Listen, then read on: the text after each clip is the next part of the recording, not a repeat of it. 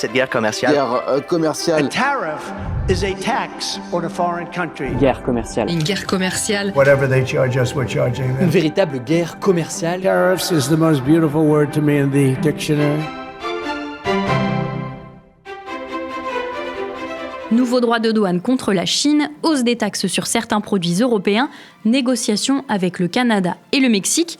Pour rendre sa grandeur économique à l'Amérique, Donald Trump compte bien faire payer ses partenaires et se servir de l'outil tarifaire pour imposer ses choix. Mais ces batailles, ce n'est pas une nouveauté, alors que peut nous apprendre le passé ?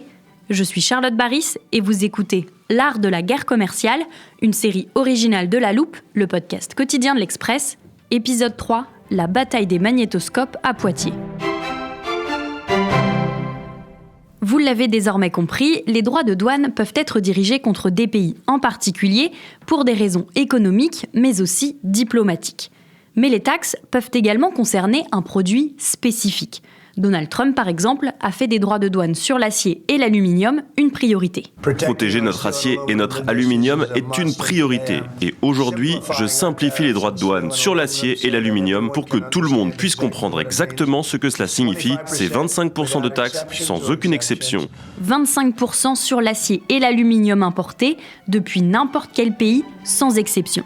Et d'après le président des États-Unis, ça aussi vous l'avez normalement compris à ce stade de notre série, l'objectif est de protéger la production américaine. Sauvegarder une industrie nationale avec des taxes à l'importation, c'est aussi ce qu'a fait la France dans les années 80, avec un produit cette fois un peu plus surprenant. Depuis le début de cette série, il y a un mot que nous avons régulièrement employé et dont j'ai gardé la définition pour notre épisode du jour.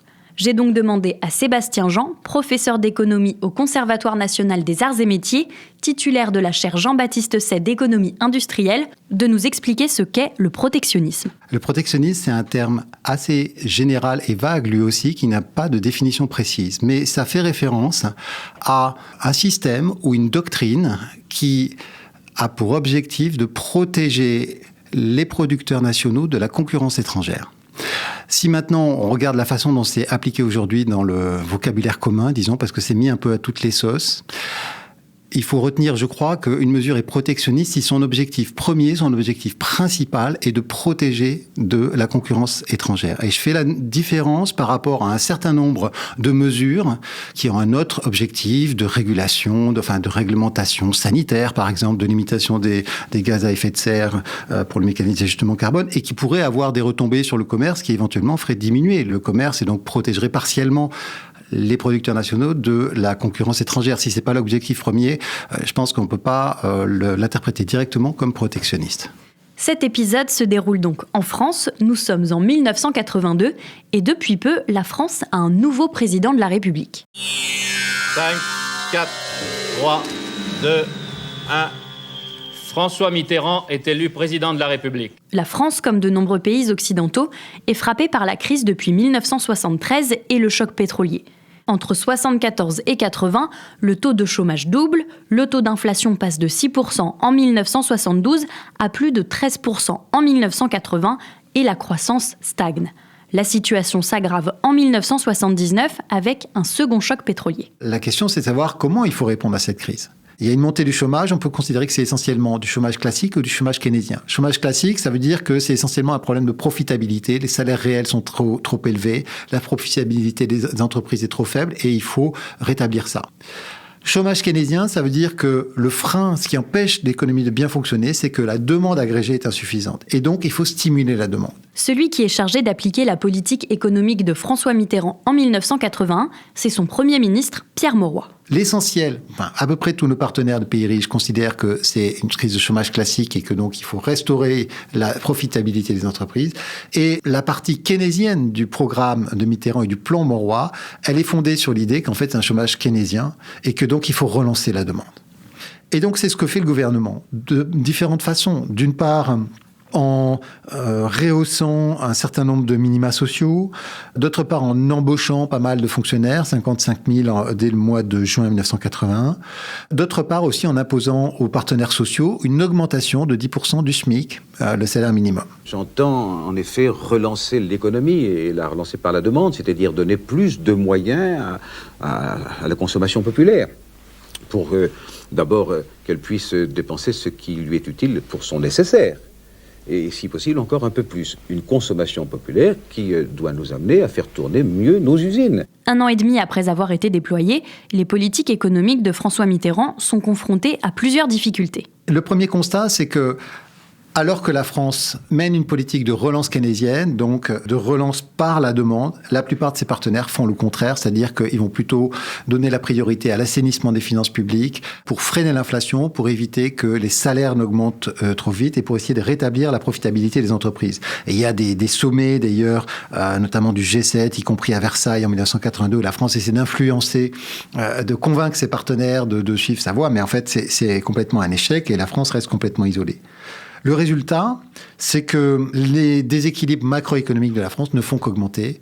L'inflation est supérieure à 10%, elle est autour de 13%, 81, 12%, 82. Le déficit public s'accroît, le chômage s'accroît également. Et puis les déficits extérieurs, déficit commercial et déficit courant, se creusent également. C'est une leçon assez amère qui est administrée au gouvernement, c'est que dans un contexte comme celui-là, de crise économique, si on est le seul à faire de la relance par la demande, alors d'une part, si c'est pas le bon diagnostic, en fait, c'est jeter de l'huile sur le feu, un peu, ça va relancer, ça va alimenter l'inflation et donc ça va aggraver le problème. Premier élément. Le deuxième, c'est que à partir du moment où on fait une relance mais les autres le font pas, ce que ça va impliquer, c'est notamment un surcroît d'importation, c'est-à-dire que ce pouvoir d'achat qu'on distribue aux ménages, il va servir en grande partie à acheter les importations, d'autant que les producteurs des pays voisins, des pays qui sont nos partenaires commerciaux, eux, ils ont une demande assez atone chez eux, donc ils sont très contents de trouver un débouché en France, et tout ça ne fait qu'alimenter les déséquilibres extérieurs de la France. En ce début des années 80, il y a un produit emblématique, le magnétoscope. Les V2000 de Philips, les Betamax de Sony, la VHS de JVC, les consommateurs français découvrent ce lecteur de cassettes vidéo.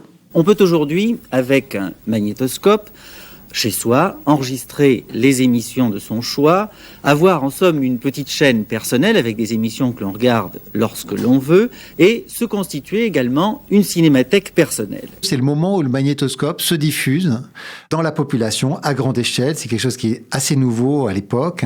En 1980, il s'en est vendu 260 000. À l'échelle française, c'est pas énorme, mais ça commence à être significatif. Et puis en 1982, il s'en vend 665 000, donc 2 fois et demi plus.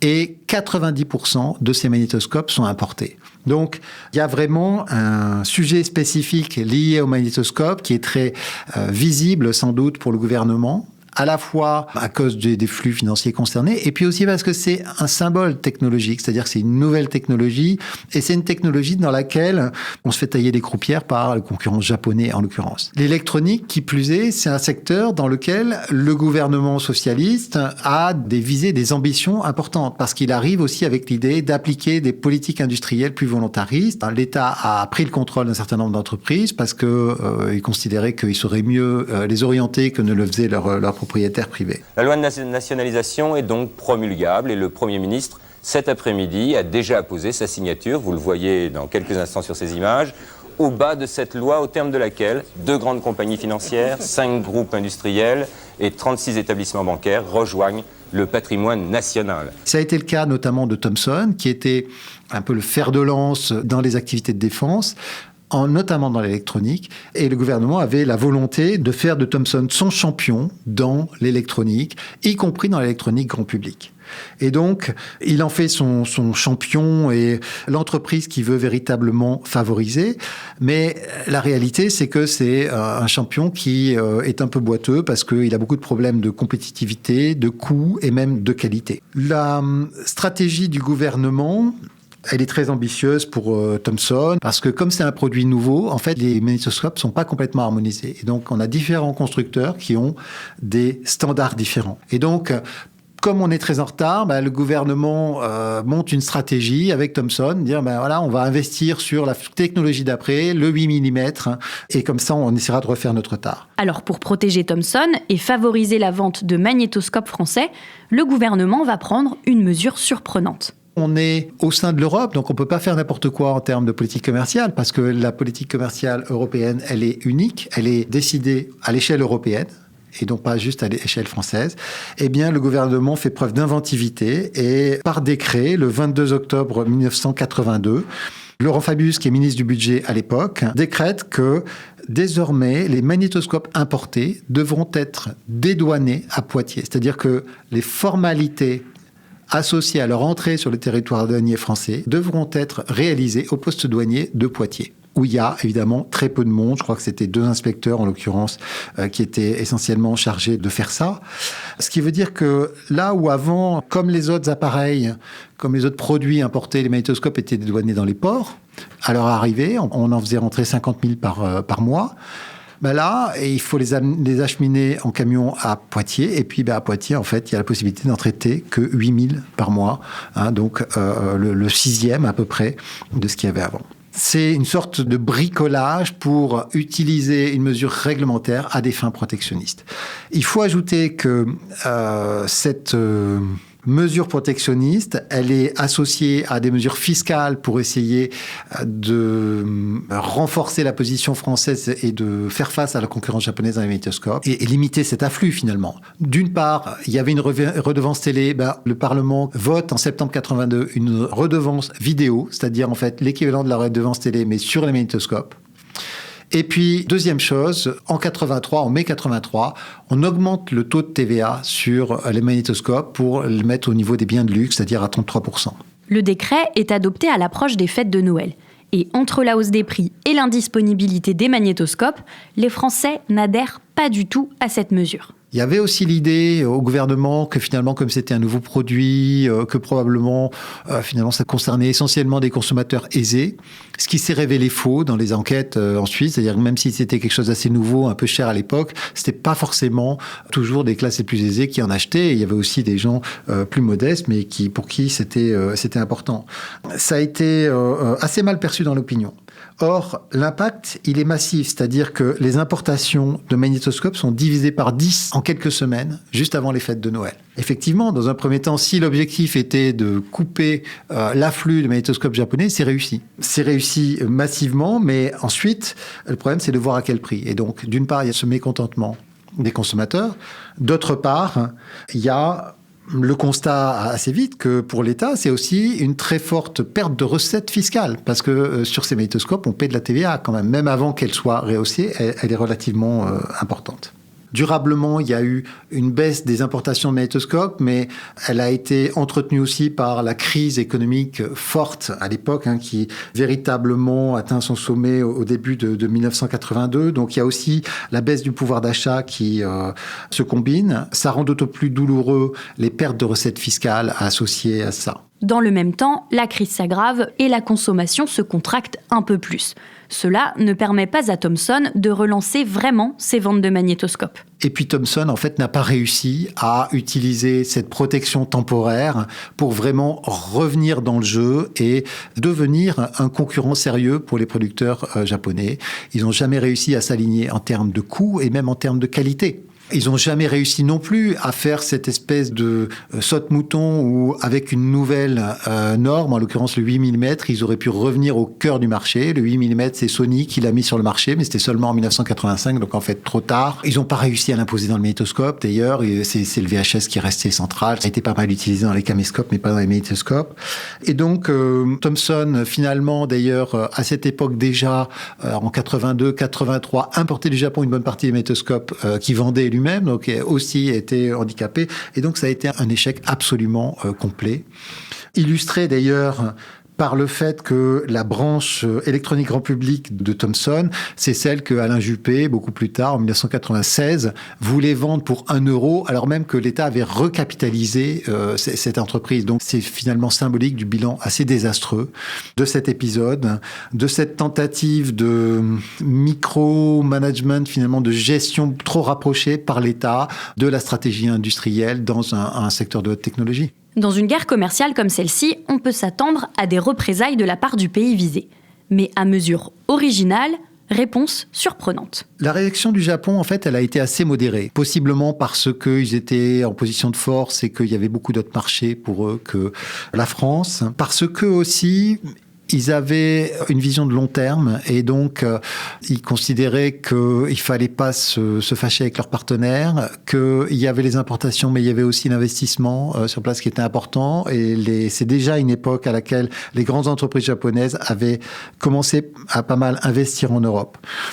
Ils ont parlé de représailles, ils ont fait beaucoup de pression diplomatique, mais ils n'ont pas été très agressifs dans leurs réponses. On peut considérer néanmoins que ça a participé de l'inflexion du Japon pour renforcer ses investissements en Europe. Et mieux se concilier les bonnes grâces de leurs partenaires et les débouchés sur leur marché, en particulier sur le marché européen. En 1983, la France s'enfonce dans la crise. Les politiques de relance sont abandonnées, c'est l'heure du tournant de la rigueur.